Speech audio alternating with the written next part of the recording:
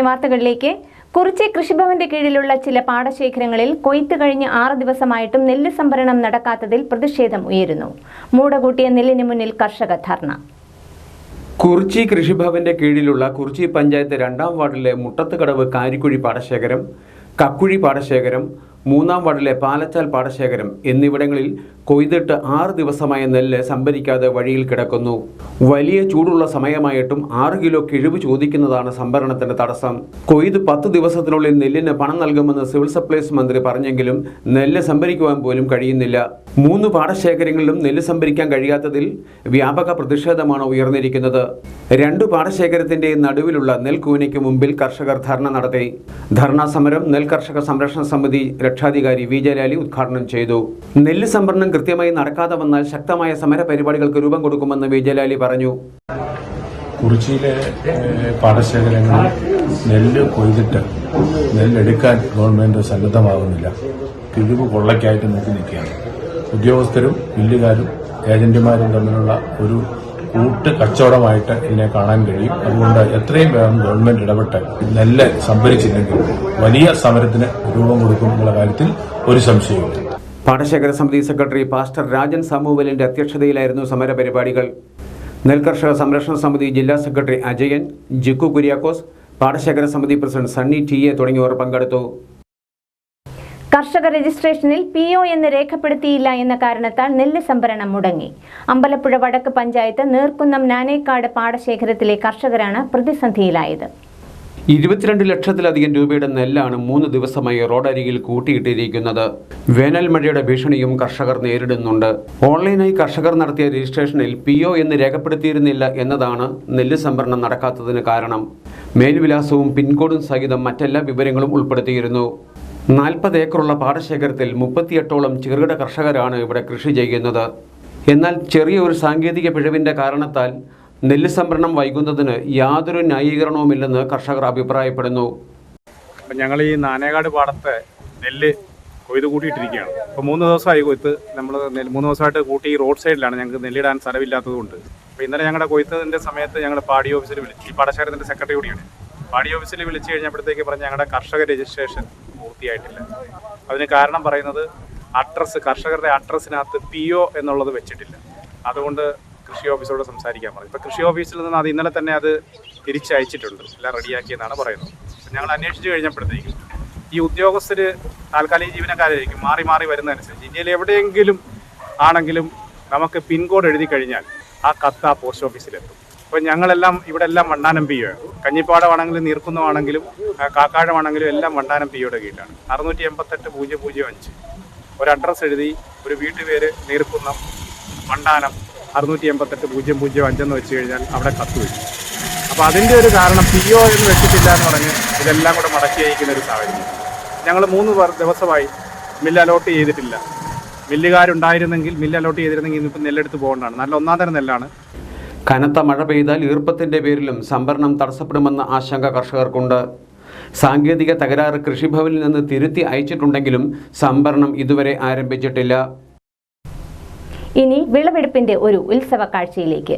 കാവാലം കൃഷ്ണപുരം കടവിൽ ലോറിയിലേക്ക് കയറ്റാൻ നെല്ലുമായി കെട്ടുവള്ളങ്ങൾ ഒന്നിച്ചു വന്നപ്പോൾ കൊയ്ത്തിന്റെ വിളവെടുപ്പിന്റെ ഉത്സവ ദൃശ്യങ്ങളാണ് കൃഷ്ണപുരം കടവിൽ കാണാൻ കഴിയുന്നത്. കെട്ടുവള്ളങ്ങളിലും ചങ്ങാടത്തിലുമായി നെല്ലിൻ ചാക്കുകൾ ഒന്നൊന്നായി എത്തുകയാണ്. രാമരാജപുരം 24,000, പഴയ 14,000, 6,000, മാണിക്യമംഗലം തുടങ്ങിയ കായൽ നിലങ്ങളിലെ നെല്ലാണ് ഈ കടവിൽ എത്തുന്നത്. വേനൽ മഴ ഏക്കാതെ എത്രയും വേഗം ഇതെല്ലാം ലോറിയിലാക്കാനുള്ള ശ്രമത്തിലാണ് ചുമട്ടുതൊഴിലാളികൾ. കടുത്ത വേനൽ ചുമട്ടുതൊഴിലാളികളെ ഏറെ പ്രയാസത്തിലാക്കുന്നുമുണ്ട്. കായലിൽ നിന്ന് നെല്ലിൻ ചാക്കുകൾ വള്ളത്തിലാക്കണം. പിന്നെ വള്ളങ്ങൾ കടവിൽ എത്തിക്കഴിയുമ്പോൾ നെല്ലിൻ ചാക്കുകൾ വള്ളത്തിൽ നിന്ന് ലോറിയിലാക്കണം.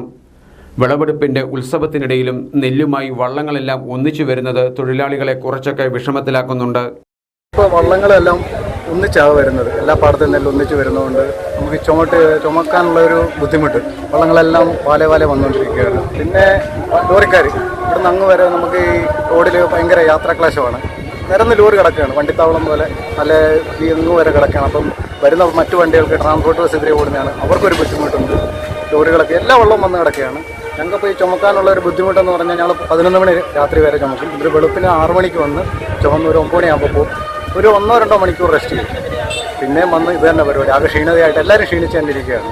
കാവാലം ലിസിയോ കടവിൽ ഇപ്രാവശ്യം വള്ളങ്ങൾ അടുത്ത് ചുമട് നടക്കാത്തത് കൃഷ്ണപുരം കടവിൽ എല്ലാ വള്ളങ്ങളും ഒന്നിച്ചെത്തുന്നതിന് കാരണമായിട്ടുണ്ട്.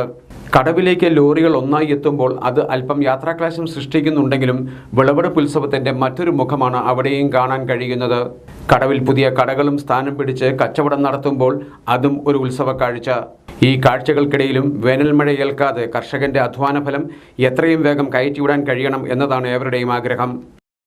കേരളത്തിലെ സർക്കാർ ജീവനക്കാർക്ക് 2021 ജനുവരി മുതൽ കുടിശ്ശികയായ 21% ക്ഷാമബത്തയിൽ കേവലം 2% മാത്രം നൽകാമെന്ന് പ്രഖ്യാപിച്ചത് ജീവനക്കാരെ അപമാനിക്കുന്നതിന് തുല്യമാണെന്ന് KPCC general secretary AA Shukoor. പ്രഖ്യാപിച്ച 2% ക്ഷാമബത്തയുടെ കുടിശ്ശികയും ഉടൻ തന്നെ അനുവദിക്കണമെന്നും അദ്ദേഹം ആവശ്യപ്പെട്ടു. NGO അസോസിയേഷൻ ആലപ്പുഴ ജില്ലാ കമ്മിറ്റി കഴിഞ്ഞ ദിവസം സംഘടിപ്പിച്ച ക്ഷാമബത്ത സംരക്ഷണ സദസ്സ് ഉദ്ഘാടനം ചെയ്ത് സംസാരിക്കുകയായിരുന്നു AA ഷുക്കൂർ. ഈ കൊള്ള സംഘത്തിന്റെ ട്രേഡ് മാർക്കാണ്, ബ്രാൻഡാണ് കൊള്ള. കൊള്ള കേരള എന്ന് ഉച്ചരിക്കാൻ ഈ ഗവൺമെന്റിനാകില്ല.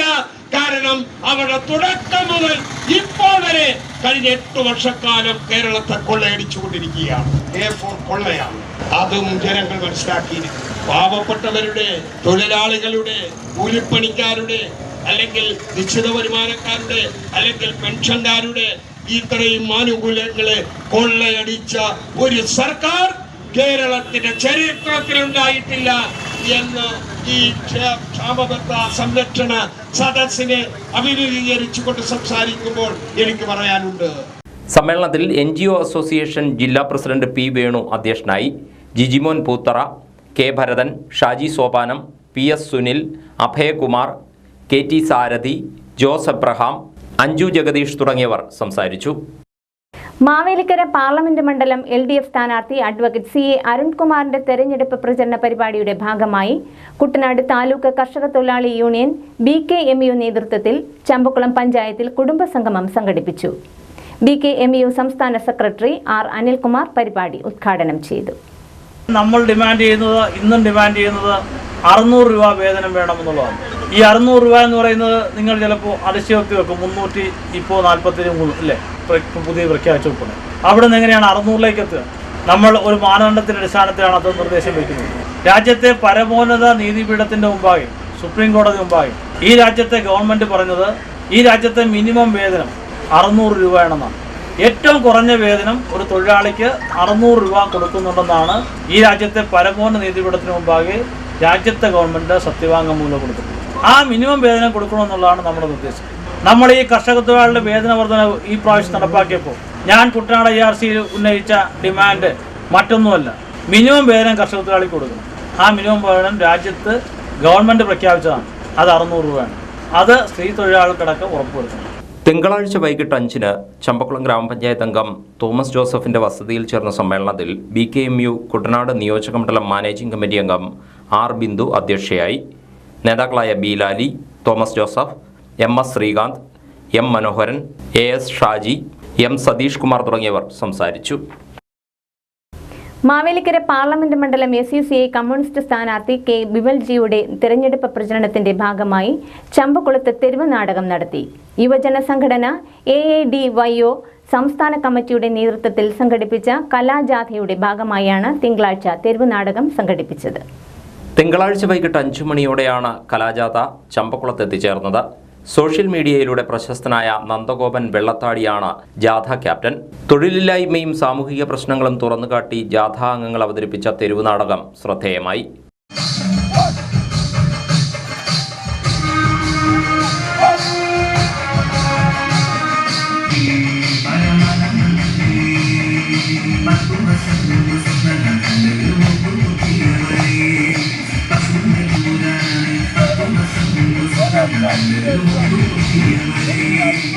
കലാജാഥയ്ക്ക് മുന്നോടിയായി നടന്ന സമ്മേളനം AIDYO സംസ്ഥാന പ്രസിഡന്റ് EV പ്രകാശ് ഉദ്ഘാടനം ചെയ്തു.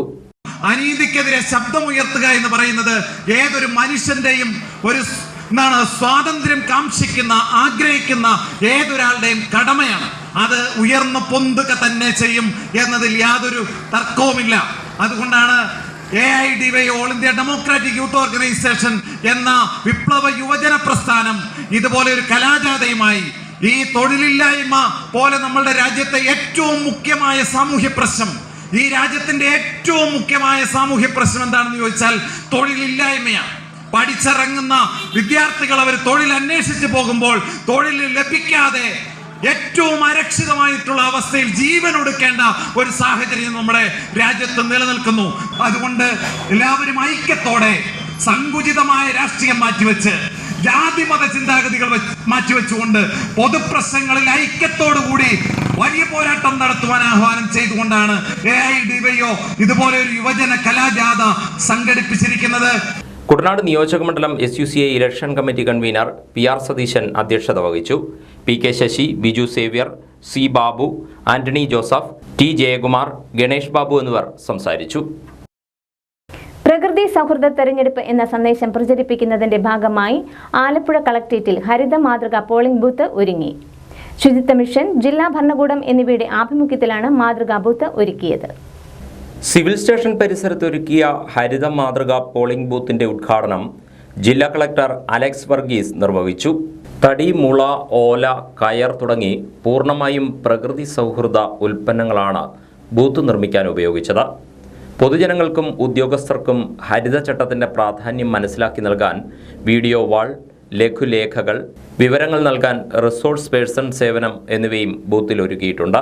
തിരഞ്ഞെടുപ്പ് ദിവസം വരെ സിവിൽ സ്റ്റേഷനിൽ ബൂത്ത് പ്രവർത്തിക്കും. പൊതുജനങ്ങളിൽ അവബോധം സൃഷ്ടിക്കുന്നതിന് നഗരസഭാ തലത്തിലും ഇത്തരത്തിൽ ഹരിത മാതൃകാ ബൂത്തുകൾ സ്ഥാപിക്കും. ഉദ്ഘാടന ചടങ്ങിൽ ശുചിത്വ മിഷൻ ജില്ലാ coordinator KE Vinod Kumar, programme officer Akhil Prakash, assistant coordinator Arun Joy, engineer CR Sandhya, മറ്റുദ്യോഗസ്ഥർ തുടങ്ങിയവർ പങ്കെടുത്തു. അമ്മത്തൊട്ടിലിൽ ഉപേക്ഷിക്കപ്പെട്ട് ആശുപത്രിയിൽ ചികിത്സയിൽ കഴിയുന്ന നവജാത ശിശുവിനെ സബ് ജഡ്ജ് സന്ദർശിച്ചു. ആലപ്പുഴ ജില്ലാ ലീഗൽ സർവീസ് അതോറിറ്റി സബ് ജഡ്ജും സെക്രട്ടറിയുമായ പ്രമോദ് മുരളിയാണ് ആലപ്പുഴ മെഡിക്കൽ കോളേജ് ആശുപത്രിയിലെത്തി കുഞ്ഞിനെ സന്ദർശിച്ചത്. ഏതാനും ദിവസം മുൻപാണ് ഒരു പെൺകുഞ്ഞിനെ ആലപ്പുഴ സ്ത്രീകളുടെയും കുട്ടികളുടെയും ആശുപത്രിക്ക് മുന്നിൽ സ്ഥാപിച്ചിട്ടുള്ള അമ്മത്തൊട്ടിലിൽ ഉപേക്ഷിച്ച നിലയിൽ കണ്ടെത്തിയത്. കുഞ്ഞിനെ പിന്നീട് ആലപ്പുഴ മെഡിക്കൽ കോളേജ് ആശുപത്രി നവജാത ശിശു വിഭാഗം ICUവിൽ പ്രവേശിപ്പിച്ചു. ഭിന്നശേഷിയുള്ള കുഞ്ഞാണ് ഇതെന്ന് ആശുപത്രിയിൽ സന്ദർശനത്തിന് ശേഷം സബ് ജഡ്ജ് പ്രമോദ് മുരളി പറഞ്ഞു. ഇക്കാരണം കൊണ്ടാണ് കുഞ്ഞിനെ ഉപേക്ഷിച്ചതെന്ന് അറിയില്ലെന്നും അദ്ദേഹം പറഞ്ഞു.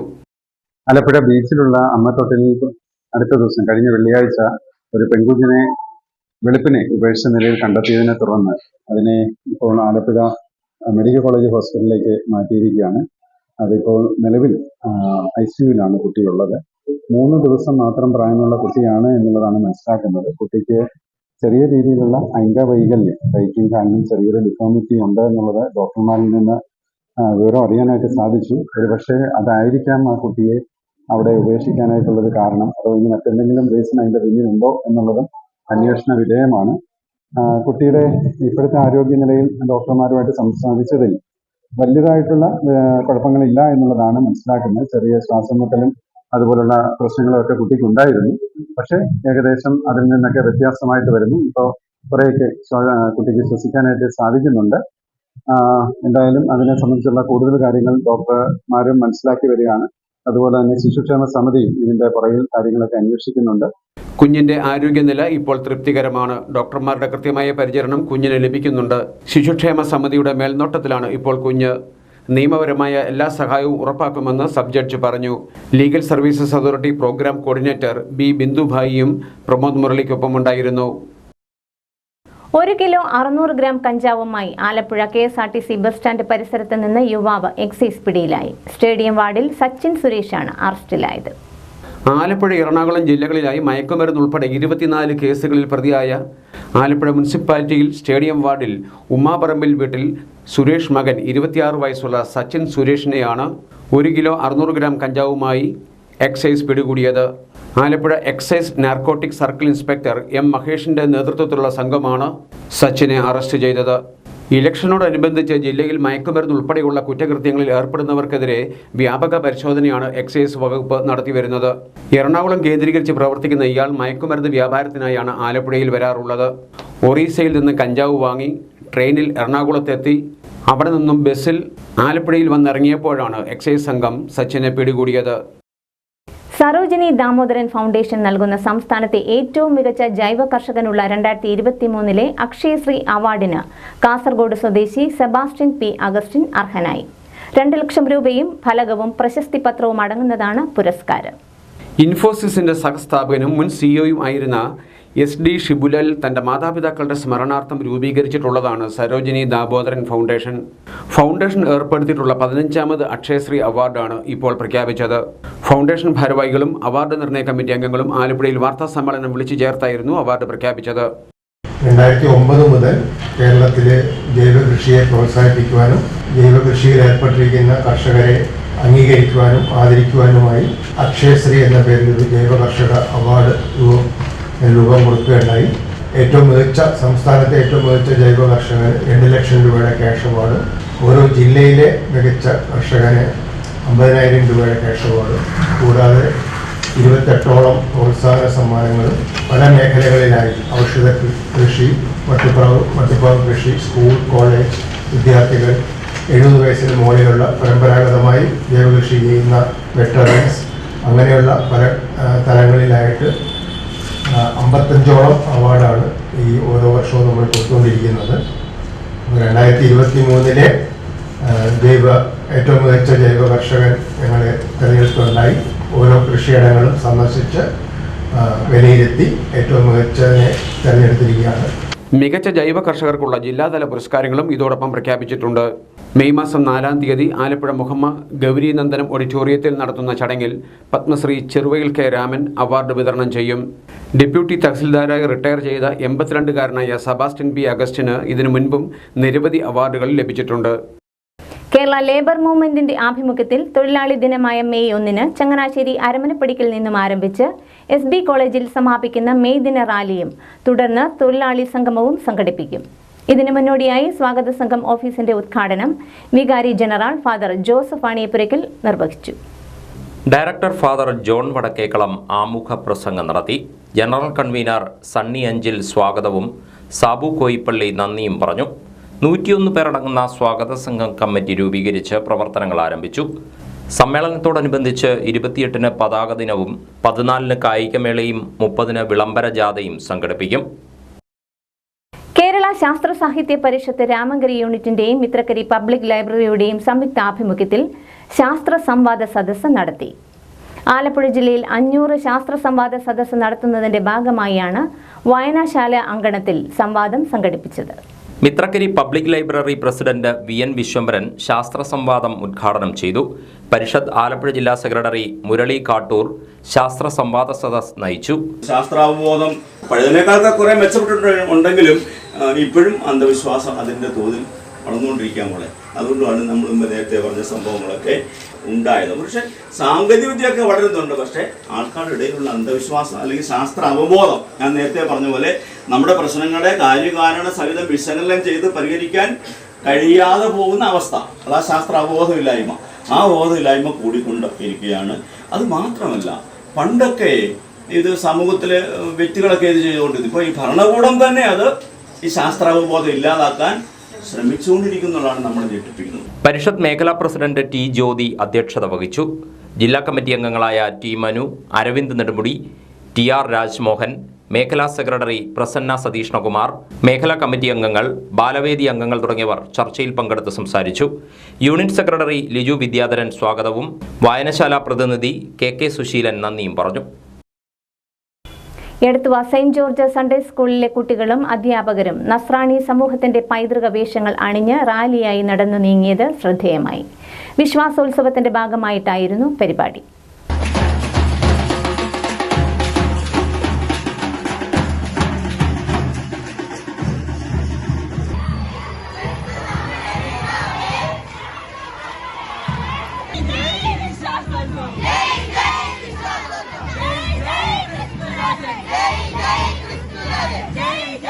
വിശ്വാസോത്സവത്തിന്റെ ഭാഗമായി എടത്വ സെന്റ് ജോർജ് സൺഡേ സ്കൂളിലെ കുട്ടികളും അധ്യാപകരും നസ്രാണി സമൂഹത്തിന്റെ പൈതൃക വേഷവിധാനങ്ങൾ അണിഞ്ഞ് എടത്വയുടെ വീതിയിലൂടെ വിശ്വാസോജ്വലമായ വാക്യങ്ങൾ പ്രഘോഷിച്ചുകൊണ്ട് റാലിയായി നടന്നു നീങ്ങിയത് പൈതൃകത്തിലേക്ക് എടത്വക്കരയെ കൊണ്ടുവരുവാൻ പര്യാപ്തമാക്കി. മുണ്ടും ചട്ടയും കുണുക്കും വെന്തിങ്ങയും ധരിച്ച അമ്മച്ചിമാരും മുണ്ടും ജുബയും വെന്തിങ്ങയും നേരിതും ധരിച്ച അപ്പച്ചന്മാരും ഈ കരയെ ആവേശക്കടലാക്കി. വികാരി ഫാദർ ഫിലിപ്പ് വൈക്കത്തുകാരൻ, സഹവികാരിമാരായ father Aneesh, father Brindo, father Benny, headmaster Jerome PV, convener Meenu Sobi എന്നിവരും മറ്റധ്യാപകരും ചേർന്നായിരുന്നു പരിപാടികൾക്ക് നേതൃത്വം നൽകിയത്. ആലപ്പുഴ, കോട്ടയം, പത്തനംതിട്ട ജില്ലകളിലെ വാർത്തകൾക്കും ലൈവ് പ്രോഗ്രാമുകൾക്കുമായി മാന്യ പ്രേക്ഷകർ കുട്ടനാട് കേബിൾ വിഷൻ എന്ന ഞങ്ങളുടെ യൂട്യൂബ് ചാനൽ സബ്സ്ക്രൈബ് ചെയ്യുക. ഇനി ഇന്നത്തെ സ്വർണ്ണവില. ഇന്നത്തെ സ്വർണ്ണവില നിങ്ങൾക്കായി സമർപ്പിക്കുന്നു സ്വപ്ന ജ്വല്ലറി. അഴകേറും സ്വപ്നങ്ങൾക്ക് നിറവേകും സ്വപ്ന ജ്വല്ലറി, ചങ്ങനാശ്ശേരി. സ്വർണം ഗ്രാമിന് 6575 രൂപ, പവന് 52,600 രൂപ. വാർത്തകൾ കഴിഞ്ഞു. നമസ്കാരം.